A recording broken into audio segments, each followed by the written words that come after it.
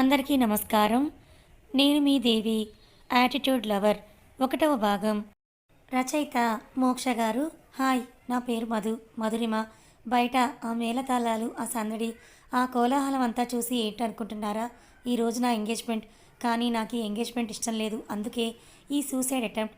చచ్చిపోయే ముందు మనం పుట్టినప్పటి నుంచి జరిగిన ప్రతి వస్తువు కళ్ళ ముందు కదులుతుందంట. కానీ నాకు 2 సంవత్సరాల క్రితం జరిగిన మా అన్నయ్య హడావిడి కళ్ళ ముందు మెదులుతోంది. రివైండ్ చేస్తే 5 గంటలకు పెట్టిన అలారం ప్రతి 10 నిమిషాలకు ఒకసారి స్నూజ్ చేస్తూ అలా 50ఓసారో 60ఓసారో అలారం ఆఫ్ చేసింది మధు. అదే ఆ టైంకి ఈ ఇంటి ముందుకే టీఎం బైక్లో వచ్చిన ఒక అబ్బాయి చేతిలో ఉన్న బుక్ పట్టుకొని ఒప్పుకుంటూ లోపలికి వచ్చి మధు మధు 2 కేకలేశాడు. శ్రీరామ రామ రామేతి రమ రామే మనోరమే. పూజ గదిలో విష్ణు సహస్రనామం చదువుతున్న మధు వాళ్ళ అమ్మ కౌసల్య ఆ కేకలకు చెవులు మూసుకొని శౌర్య, అది ఇంకా లేవలేదురా అని చెప్పారు. ఇంకా లేవలేదా? చేతిలో బుక్ అక్కడే పడేసి పరుగు పరుగున మధు రూమ్కి వెళ్ళాడు. ఏసీ టెంపరేచర్ 16 డిగ్రీలకి పెట్టుకొని వెచ్చటి క్విల్ట్ బ్లాంకెట్ని ఒళ్ళంతా చుట్టుకొని మత్తుగా పడుకున్న మధుని చూసి చిరెత్తుకొచ్చింది శౌర్యకి. మధు కప్పుకున్న బ్లాంకెట్ని లాగి పక్కకు పడేసి మధు అన్నాడు తన కోపాన్ని అంచుకుంటూనే. బ్లాంకెట్ తీసేసరికి ఒక్కసారిగా చలనిపించి చిన్నగా కదిలి ఏంటి శౌర్య అంది మత్తుగా. ఏంటంటున్నావా ఏంటే? ఇంకో గంటలో మనకి ఎగ్జామ్ ఉంది మధు అన్నాడు శౌర్య. గుర్తుందిలేరా? ఒళ్ళు విరుచుకుంటూ లేచింది మధు.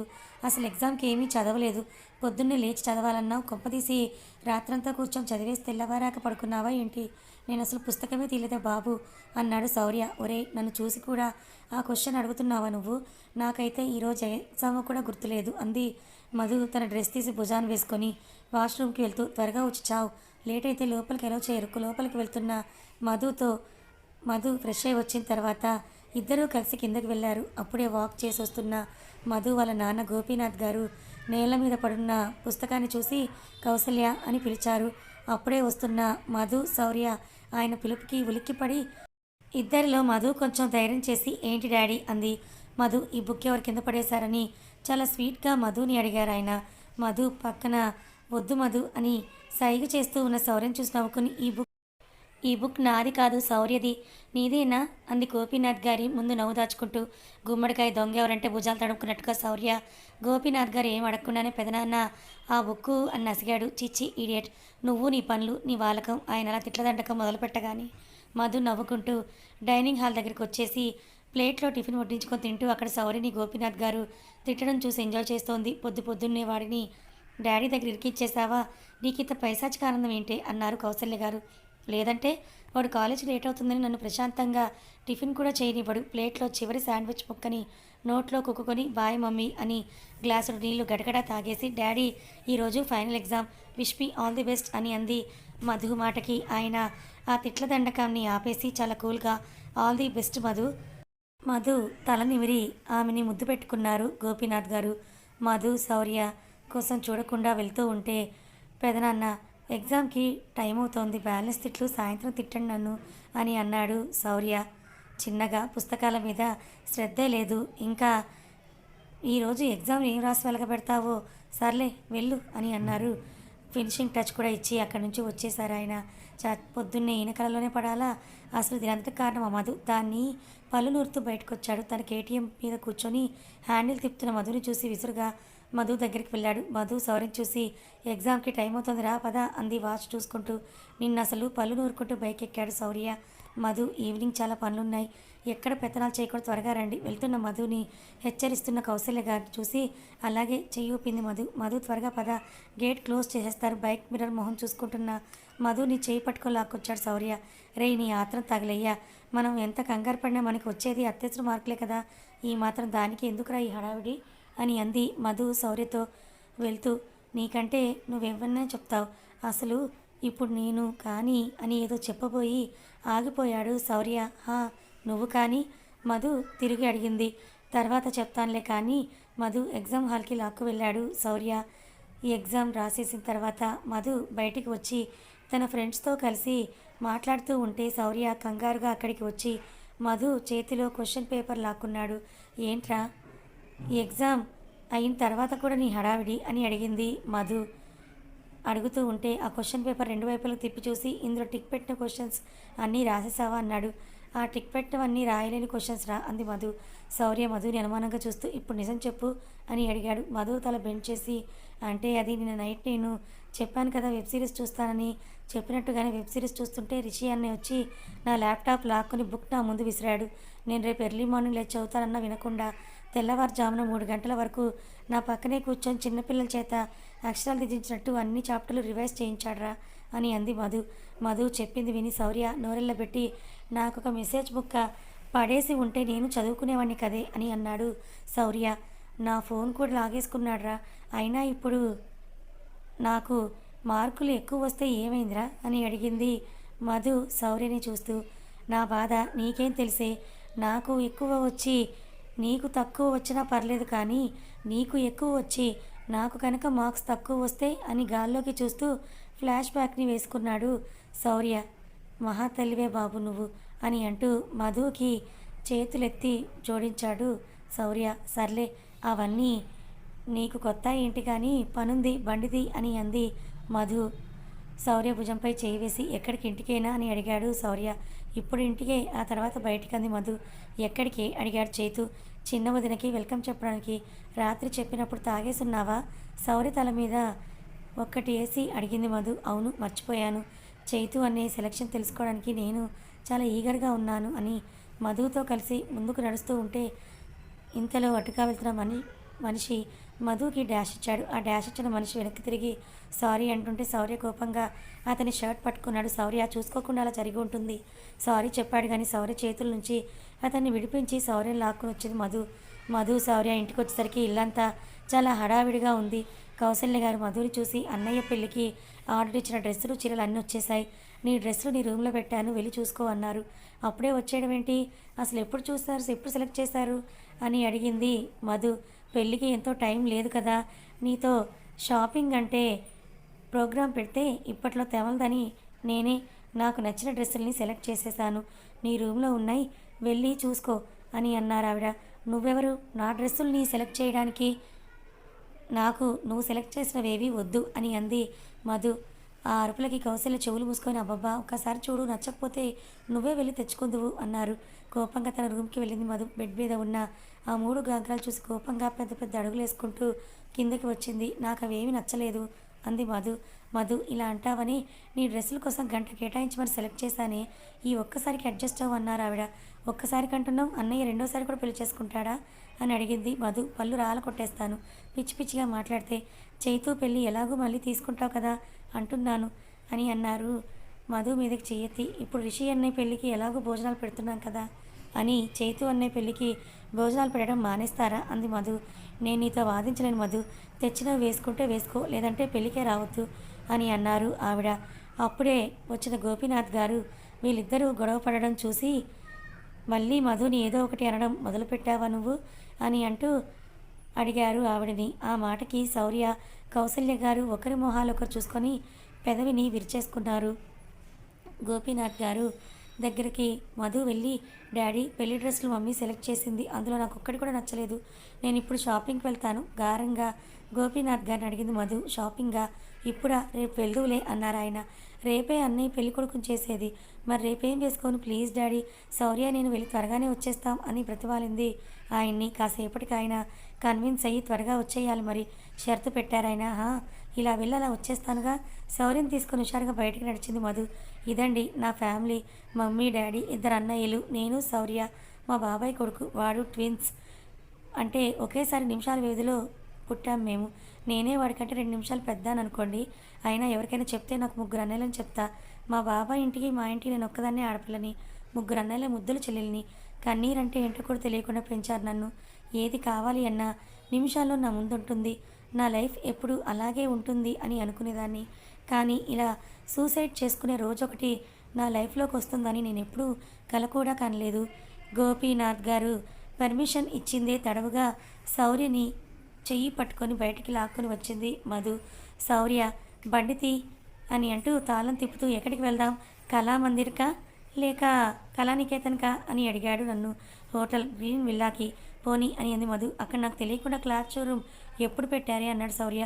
నువ్వు పుట్టక ముందు పెట్టారులే. శౌర్యని హడావిడి పెట్టి మధు శౌర్య వెనుక కూర్చొని శౌర్య బైక్ స్టార్ట్ చేయగానే శౌర్య భుజం మీద చేతులేసి శౌర్య ఈవినింగ్ రేసింగ్కి వెళ్దామా అని అడిగింది. ముందు నీ షాపింగ్ అయ్యాక అప్పుడు ఇంకా రేసింగ్ జరుగుతుందంటే తప్పకుండా వెళ్దామన్నాడు శౌర్య.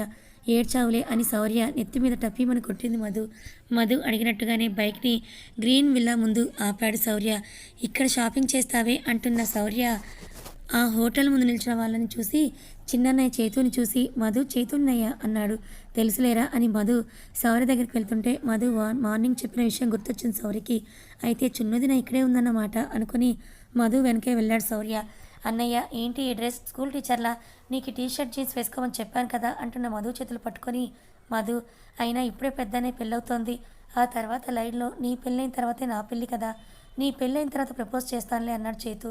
అన్నయ్య నువ్వు ఇప్పటికే సంవత్సరం లేట్ చేశావు, ఇంకా లేట్ చేస్తే వదిన నీకు ఎక్స్ అవుతుంది అని అంటూ హెచ్చరించింది మధు. కానీ ఈ విషయం ఎలా మొదలు పెట్టాలో, ఎక్కడి నుంచి స్టార్ట్ చేయాలో నెర్వస్గా ఉంది. చేతులు నలుపుకున్నాడు చేతు.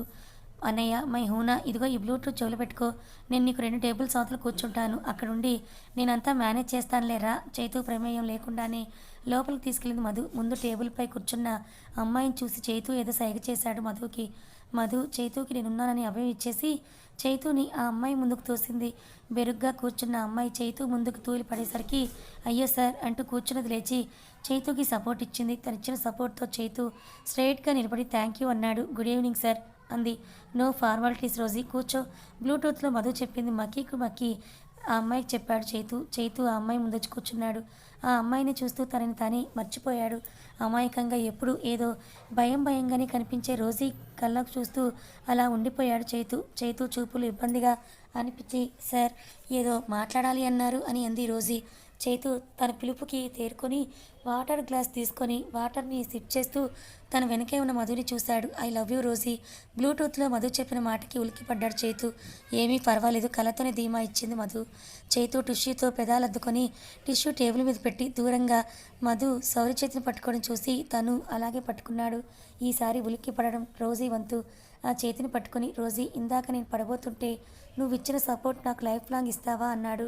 మొబైల్లో చైతు మాట విన్న శౌర్య ఫుల్ షాక్. కోడిగుడ్డు పెట్టి సైజులో తెరిచిన శౌర్య నోటిని క్లోజ్ చేసి చైతు అన్నయ్య ముద్దుపప్పు కాదని ఇప్పటికైనా ఒప్పుకుంటావా అంది మధు. నువ్వు డైరెక్ట్ చేసిన దానికి యాక్ట్ చేయకుండా ఏకంగా జీవించేస్తున్నాడే అన్నాడు శౌర్య. జీవించట్లేదు, ప్రేమిస్తున్నాడు. అన్నయ్యకి తన మీదున్న ప్రేమే తనని ఇలా మాట్లాడేలా చేసింది అంటున్న మధు కళ్ళు ఒత్తుకుంటున్న రోజుని చూసి శౌర్యని మాట్లాడొద్దని చేత్తో సైగ చేసి వాళ్ళ వైపు ఒక చెవి వేసి ఉంచింది. ఇలా ప్రేమ పెళ్ళి అని నాకు చెప్పిన చాలామందిలో మీరొకరు. వాళ్ళందరినీ కాదని నేను మీ లవ్ని ఎందుకు యాక్సెప్ట్ చేయాలో ఒక రీజన్ చెప్పండి అని రోజీ అడిగింది చైతుని. రోజీ అడిగిన దానికి చైతు మధు శౌర్య ముగ్గురు గుటకలు మింగారు.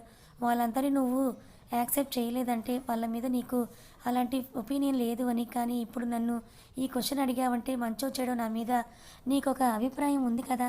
ఆ మాటకు రోజు తలెత్తి చేతుని చూస్తే మధు శౌర్య మాత్రం కొంచెం ప్రశాంతంగా ఊపిరి తీసుకున్నారు. నాకంటూ వెనక ఏమీ లేకపోయినా ఆఖరికి నేనంటే ఇది అని చెప్పడానికి నా దగ్గర డిగ్రీ సర్టిఫికేట్స్ కూడా లేకపోయినా నన్ను నమ్మి నన్ను మీ దగ్గర ఉద్యోగంలో చేర్చుకున్నారు. నాకు మీరంటే అభిమానం అనే కంటే భక్తి అంటే బాగుంటుందేమో తడబడకుండా చెప్పేసింది రోజీ. రోజీ మాటలకి మధు తనని మనసులోనే మెచ్చుకుంది. నన్ను దేవుడు అంటున్నావు, నువ్వు నాకు ఒక్క ఛాన్స్ ఇస్తే నిన్ను దేవతలా పూజిస్తానంటున్నాను, ఒక్క ఛాన్స్ ఇవ్వచ్చు కదా రోజీ అని బ్రతిమలాడాడు చైతు. ఈ మ్యారేజ్ సెట్ అయితే నేను చైతు అనే దగ్గర అమ్మాయిలు పడేయడం ఎలా పాఠాలు నేర్చుకోవాలని ఉందే నాకు అంటున్న శౌర్యని తొడ మీదకిచ్చి నోరు మూసుకొని కూర్చో కసిరింది మధు. అవసరం తీరిపోయిందిగా, ఇప్పుడు ఇలాగే ఉంటుందిలే నసుక్కుంటూ చైతును చూశాడు శౌర్య. చైతు అన్న మాటకు ఒక్కసారిగా బోరుమంది రోజీ. తను అలా ఏడుస్తూ ఉంటే ఏం చేయాలో తెలియక మధుని చూశాడు చైతు. మధు శౌర్య భుజం మీద చెయ్యేసి శౌర్యకి టిష్యూ ఇచ్చింది. చైతు తూచా తప్పకుండా మధు చూపించినట్టుగానే చేశాడు. రోజీ టిష్యూతో కళ్ళు తుడుచుకొని నా చిన్నప్పుడే అమ్మ చనిపోతే నాన్న మళ్ళీ పెళ్ళి కూడా చేసుకోకుండా ఉన్నంతలో నన్ను కంటికి రెప్పలా చూసుకున్నారు. 5 years బ్యాక్ నేను డిగ్రీ ఫైనల్ ఇయర్ ఎగ్జామ్ రాసి ఆనందంగా ఇంటికి వచ్చాను. ఆ ఆనందాన్ని ఎక్కువసేపు ఉండనివ్వలేదా దేవుడు. మా నాన్నకి క్యాన్సర్ అని అప్పుడే తెలిసింది. నాన్నని బ్రతికించాలని నేను చేసిన ప్రయత్నం అంటూ వృధా అయిపోయింది. చివరికి నా స్టడీ సర్టిఫికేట్స్ కూడా తాకట్టు పెట్టి నాన్న ట్రీట్మెంట్ కోసం ఖర్చు పెట్టాను. అయినా నాన్న దక్కలేదు. ఆ తర్వాత మా బాబాయ్ వాళ్ళు నన్ను వాళ్ళతో తీసుకెళ్లారు. బాబాయ్కి వచ్చే జీతంతో వాళ్ళకి ఇల్లు గడవడమే కష్టం. అంటే నేను రావడంతో పైకి చెప్పకపోయినా వాళ్ళు చాలా బాధపడేవారు. వాళ్ళని ఇబ్బంది పెట్టడం ఇష్టం లేకే మీ దగ్గర ఉద్యోగంలో చేరి హాస్టల్లో ఉంటున్నాను. వాళ్ళకి నా బాధ్యత తీసుకోవాలనే ఆలోచన లేదు. వాళ్ళకి నేను బరువు కాకూడదు. అందుకే ఇంకా నా జీవితంలో పెళ్లి ప్రస్తావన తీసుకురాకూడదు అనుకున్నాను. ఇవన్నీ ఎప్పుడో జరిగిన విషయాలే కానీ ఎందుకో మీకు చెప్పాలనిపించింది. ఐఆమ్ సారీ మిమ్మల్ని ఇబ్బంది పెట్టి ఉంటే అంది రోజీ కళ్ళు చేయితూ ఇచ్చిన టిష్యూతో కళ్ళు తుడుచుకుంటూ.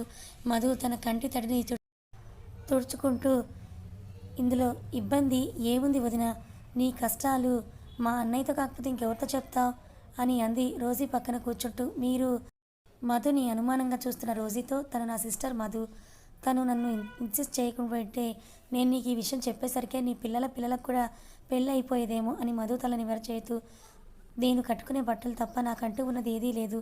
మరి నన్ను మీ ఇంట్లో యాక్సెప్ట్ చేస్తారా అంది రోజీ. నీకు ఆ భయం ఏమీ లేదు. మా పెద్దన్నయ్య మీ పెళ్ళికి గ్రీన్ సిగ్నల్ ఇచ్చాడంటే మీ పెళ్లి పట్టాలు ఎక్కేసినట్టే అన్నాడు చేతు. మరి అన్నయ్యకి ఎవరు చెప్తారా? తన మనసులో భయాన్ని బయటపెట్టాడు చేతు. నీకెందుకు ఆ టెన్షన్స్ అన్నీను? అవన్నీ చూసుకోవడానికి మన మధు ఉంది కదా అన్నాడు శౌర్య. ఆ మాటకి మధు మొహంలో హావభావాలు మార్చి, రే శౌర్య, ఈ విషయాన్ని ఇక్కడి వరకు నేనే లాక్కొచ్చాను కదరా, ఈ విషయం పెద్దన్నయ్యకి నువ్వే చెప్పేయి అంది. అలా అంటావేంటే మధు, ఈ విషయాలన్నీ ఆది నుంచి ఇప్పటి వరకు లాక్కొచ్చింది నువ్వు. ఆ 4 అక్షంతలేవో నువ్వే వేయించేస్తే ఆ క్రెడిట్ కూడా నీకే వచ్చేస్తుంది కదా అని అన్నాడు శౌర్య. ఆ అక్షింతలు నాకు పడకుండా ఉంటే చాలు అని తన మనసులో అనుకొని, నువ్వేమీ కంగారు పడొద్దు వదిన, నేను చెప్తున్నాను కదా మీ పెళ్లి జరిపించే పూచి నాది అని రోజీకి హామీ ఇస్తుంటే మధు శౌర్య అని పిలిచాడు. ఏంట్రా అని శౌర్యని విసుక్కున్న మధు శౌర్య చేస్తున్న కంటి సైగలకి వెనక్కి తిరిగి చూసింది. మధు వెనకాల నడుము మీద చేతులు పెట్టుకొని చూస్తున్న ఆ 6 అడుగుల ఆజానుబాహుని చూసి అన్నయ్య అని అంటూ కళ్ళు తేలేసింది. చేతు వాళ్ళ అన్నయ్యని చూసి తనేమీ మాట్లాడకుండా, అన్నయ్య మధునేమనొద్దు అని తను రోజుని ప్రేమించిన విషయం మొత్తం చెప్పాడు. తనకెవరూ లేరని చిన్నోదిన బాధపడుతోంది. ఇప్పుడు తను మన ఇంటి కోడలైతే తను మన ఫ్యామిలీ మెంబరే కదన్నయ్య. రిషి చేతిని పనివేసుకుని మరీ అడిగింది మధు. రిషి రోజీని చూసి నవ్వుతూ తన తల మీద చేయి వేశాడు. రిషి రియాక్షన్ చూసి అందరూ ప్రశాంతంగా ఊపిరి తీసుకున్నారు. రోజీ, నేను నీకు ఒక విషయం చెప్పాలని చైతు అనడంతో అందరూ చైతు ఏం చెప్తాడా అని చైతునే చూశారు. అందరూ అనుకుంటున్నట్టుగా నేను గోపీనాథ్ గారి కొడుకును కాదు, వాళ్ళ ఇంట్లో పనిచేసే ఆవిడ. నేను పుట్టగానే చనిపోతే వాళ్ళ ఇంట్లో వాళ్ళ పిల్లాడిలాగా పెరిగాను. చైతు ఆ మాట పూర్తి చేయకుండా శౌర్య చైతు నోటి మీద చేయి వేసి చైతుని పక్కకు లాక్కొచ్చేశాడు. చైతు ఇచ్చిన షాక్ నుంచి ఇంకా తేరుకొని రోజీని చూసి, రోజీ, చైతు చెప్పింది నిజమో కాదో పక్కన పెడితే నువ్వు వాడిని పెళ్లి చేసుకుంటే మాత్రం మా ఇంటికి చిన్న కోడలివే అవుతావు. అలా కాకుండా నువ్వు ఆ ఇంట్లో బయట దానిలో ఉంటే మాత్రం మధు నిన్ను అస్సలు ఊరుకోదు అన్నాడు రిషి. దానికి రోజీ చిన్నగా నవ్వి, మీ కాలి గోటికి కూడా సరిపోను. మీ ఆఫీస్లో చిన్న ఉద్యోగం దొరికినా చాలనుకునే నాకు మీ ఇంట్లో నాకంటూ ఒక హోదా ఇస్తానంటున్నారు. నాకు అంతకంటే ఇంకేం వద్దు చెమ్మగిలిన కళ్ళతో అంది రోజీ. ఈ మాట పొరపాటున కూడా మధు దగ్గర అనొద్దు రోజీని వార్న్ చేశాడు రిషి. అన్నయ్య, ఐ హేట్ చైతు అన్నయ్య, నేను అసలు మాట్లాడను చైతు అన్నయ్యతో, ఐ లవ్ యూ అంటూ వచ్చి రిషిని చుట్టుకుంది మధు. నువ్వు ఇంట్లో మమ్మీకి షాపింగ్ అని చెప్పి ఇక్కడికి వచ్చిన విషయం నాకు ఇంకా గుర్తుంది సీరియస్ టోన్తో అన్నాడు రిషి. మధు నాలుగు ఖర్చుకొని, నేను ఇప్పుడు ఇక్కడికి రాకపోతే చిన్నదిన మన ఇంటికి వచ్చేదే కాదు అంది కాలి వేలు నేలపై రాస్తూ. రిషి మధుని చూస్తూ వెళ్దామా అన్నాడు. షాపింగ్కేగా అని అడిగింది మధు. అవునన్నాడో కాదన్నాడో తెలియకుండా చిన్నగా తల నాట్ చేశాడు రిషి. దాంతో మధు హుషారుగా రిషి చేపట్టుకొని పద అయితే అంది. అది ఇప్పట్లో అవ్వదు కానీ అన్నయ్య నేను ఇంటికి వెళ్తాను అన్నాడు శౌర్య. రిషి ఏమీ మాట్లాడకుండా శౌర్యకి ఒక లుక్ ఇచ్చాడు. ఆ చూపు చూసి అర్థమయ్యింది అని వాళ్ళ వెనకే వచ్చాడు. 3 గంటలు అయ్యింది మధు షాపింగ్కి వచ్చి. అన్నయ్య నువ్వులే వెళ్ళకపోతే అది రేపటి వరకు ఇక్కడే ఉంటుంది, వెయిటింగ్ రూమ్లో వెయిట్ చేస్తూ రిషితో చెప్పాడు శౌర్య. అని సీరియస్ లుక్ రిషి దగ్గర నుంచి. నువ్వు అలా చూస్తా నేనేం చేయలేను, 2 గంటలైంది నేను లంచ్ చేసి, ఇంకొక అరగంట ఇలాగే ఉంటే షుగర్ పేషెంట్లా షివరింగ్ కూడా వచ్చేస్తుంది అన్నాడు శౌర్య. తను వెళ్తే కానీ మధు షాపింగ్ ఫినిష్ చేయదని తెలిసిన రిషి వెంటనే లేచి మధు దగ్గరికి వెళ్ళాడు. రిషి వెళ్ళేసరికి 5 గాగ్రాలు ముందేసుకొని ఆ సేల్స్ గర్ల్ బుల్ల తింటూ కనిపించింది మధు. ఈ గాగ్రా కలర్ బాగుంది, ఆ గాగ్రా డిజైన్ నచ్చింది, ఇదేమో ఆ సేల్స్ గర్ల్తో చెప్తుంటే మధు అయ్యిందా అన్నాడు రిషి సీరియస్ టోన్తో. రిషిని చూడగానే మధుకి ప్రాణం లేచొచ్చినట్టుగా అయ్యింది. అన్నయ్య వచ్చావా, ఈ 5 గాగ్రాలు నాకు 3 సెలెక్ట్ చేయవా అంది మధు. 5 ప్యాక్ చేసేయండి, ఆ సేల్స్ గర్ల్స్కి చెప్పి పదా వెళ్దాం ఇంకా అన్నాడు మధు చేపట్టుకొని. అలా అయితే ఇందాక ఒకటి సెలెక్ట్ చేసింది వద్దన్నాను కదా, అది కూడా ప్యాక్ చేసేయండి, రిసీట్ చేయి పట్టుకొని కిందకి వచ్చేసింది మధు. తన రూమ్లో కూర్చొని ల్యాప్టాప్ కీబోర్డ్ని టక్టకా వేళ్లతో కొడుతున్న మన హీరో అర్జున్ దగ్గరికి అన్నయ్య మమ్మీ ఫోన్ చేసింది అని అంటూ వచ్చాడు. వాళ్ళ తమ్ముడు రాహుల్. కథ కొనసాగుతుంది. మరి మధు అర్జున్ల కలయిక ఎలా జరగబోతోంది? మరి మధు అర్జున్ల మధ్య ఏం జరిగింది? ఎందుకు మధు సూసైడ్ చేసుకోవాల్సిన పరిస్థితి ఏర్పడింది? తెలుసుకోవాలనుకుంటే మన ఛానల్ని ఫాలో అవ్వండి. కథ నచ్చితే లైక్ చేయండి. Thank you so much for watching.